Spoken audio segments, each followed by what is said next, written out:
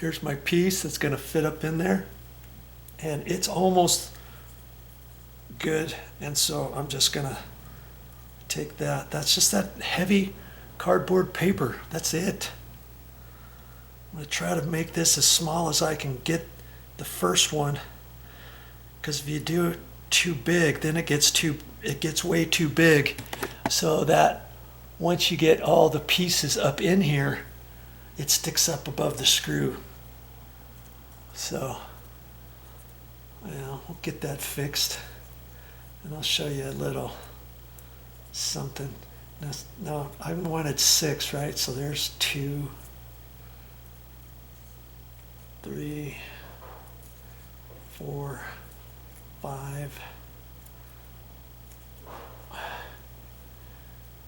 and it looks about right. It almost looks too fat, but worst case scenario, if it's too fat, then I can take it back out, undo one little thing, and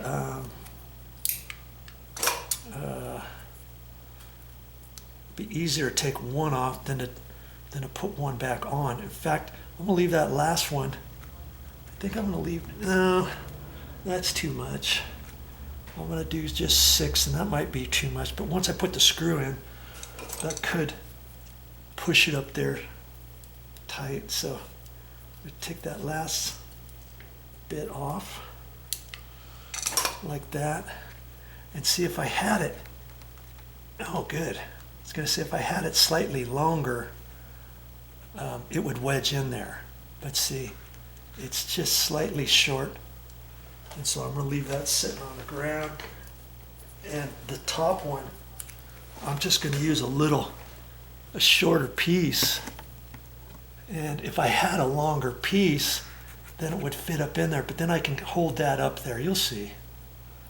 You'll see. 1, 2, 3, 4. I was saying 4 and 6, right? Okay. So do the 4, cut that off.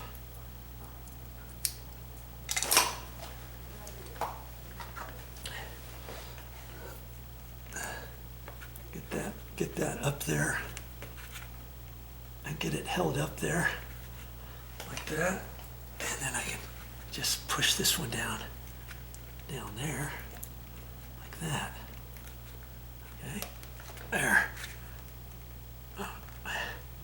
And then I can take my scratch awl and just kind of wedge that down so it's out of the hole, see, like that. And now I can just hold that and screw it in here.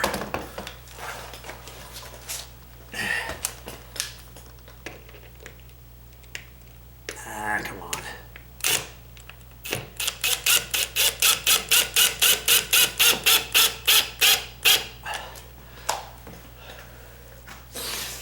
Well, I think that's going to be fine.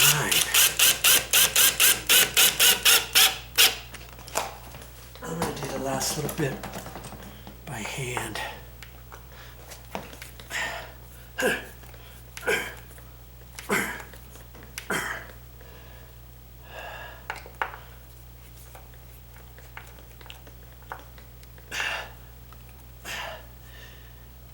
Looks just out ever so slightly. Take my hammer and tap on that maybe.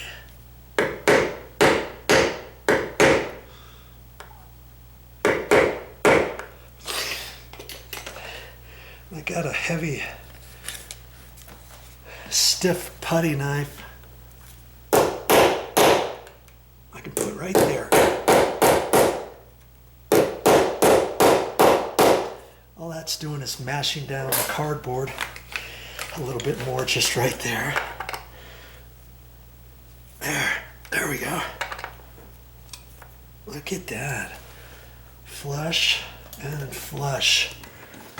That is just beautiful.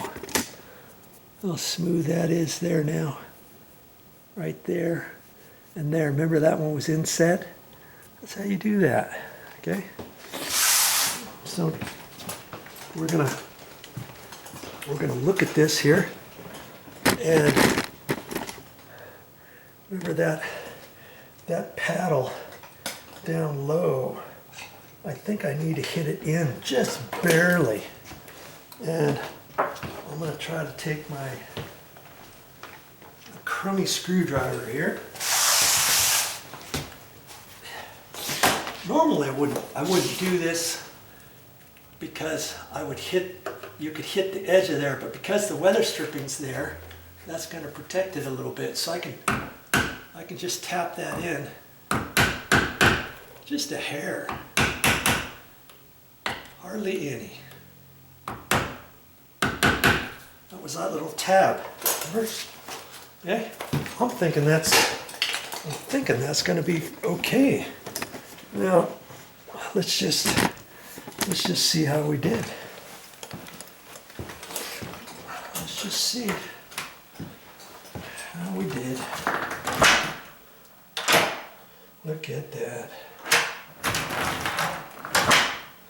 That still gives me a nice seal, and that's locking just fine. But see, if I wanted to push on this a little more, see, I can, but I've got the weather stripping around there, right? And it's just pushing that weather stripping back. So I'm pushed in tight to the weather stripping now, right there. Okay, and kaboom. That's just fine. Now I'm going to see something. I'm going to check something here.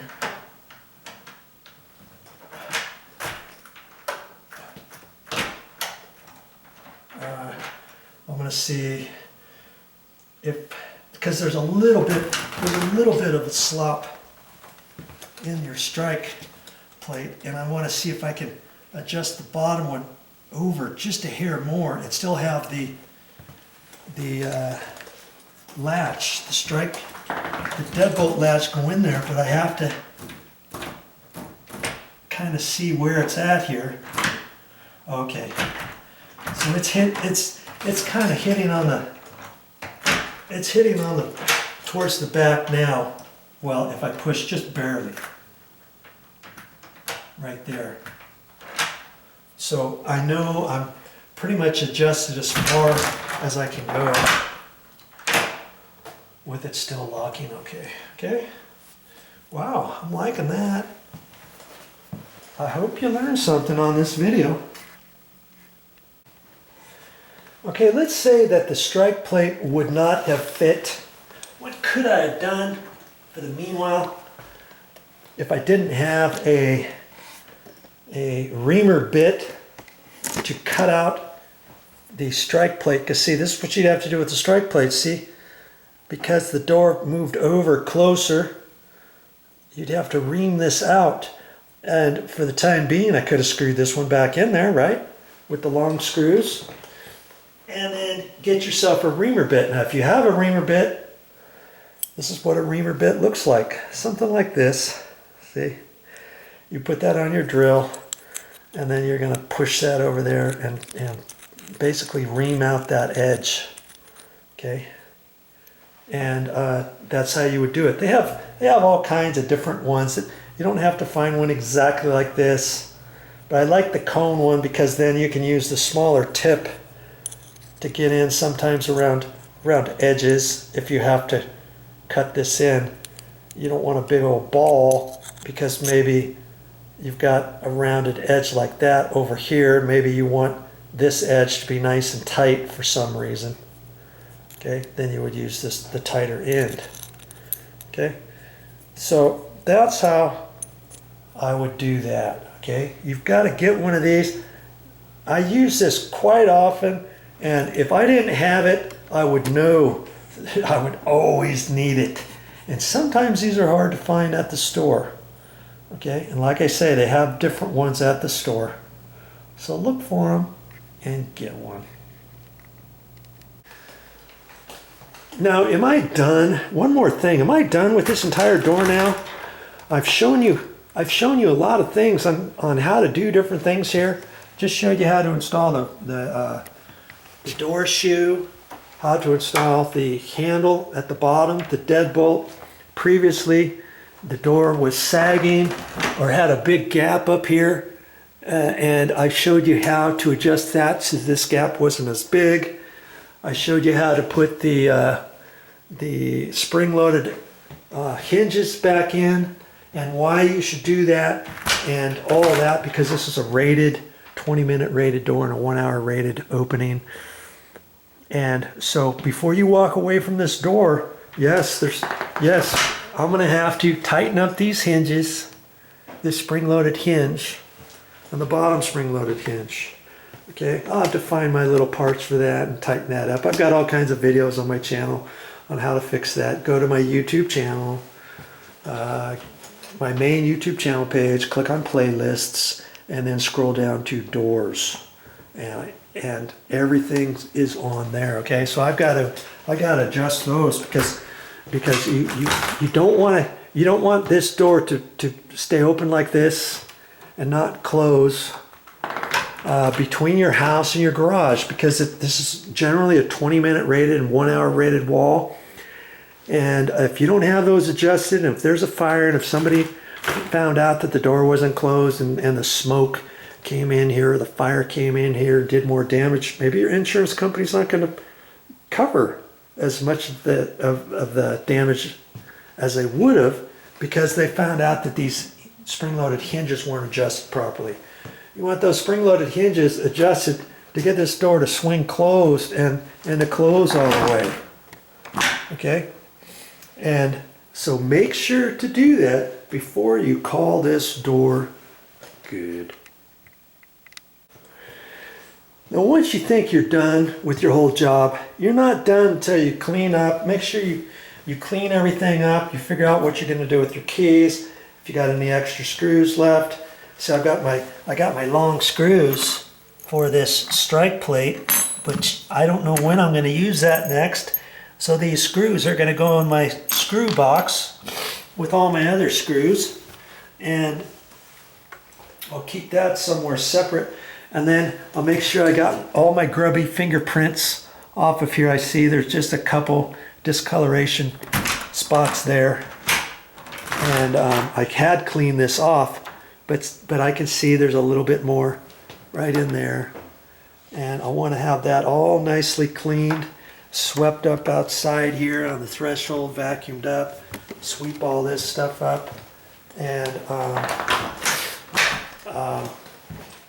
I moved the runner rug, so I'll slide that back after I vacuum everything and sweep up and everything. Make sure you get all that so that you don't leave it, okay? I don't want to tell Mommy, okay, I'm done, and then have her come down here, hey, how come you haven't swept up, and what are all these fingerprints, and what are you gonna, where are you gonna store this stuff? Are you gonna throw any of this stuff away or keep it or what? And all that, okay? Pick up after yourself and make it look like you were never there. Well, that's all I got for this time, but I'll be back with more videos, and I have no idea what I'm going to show you next, but I'll find something.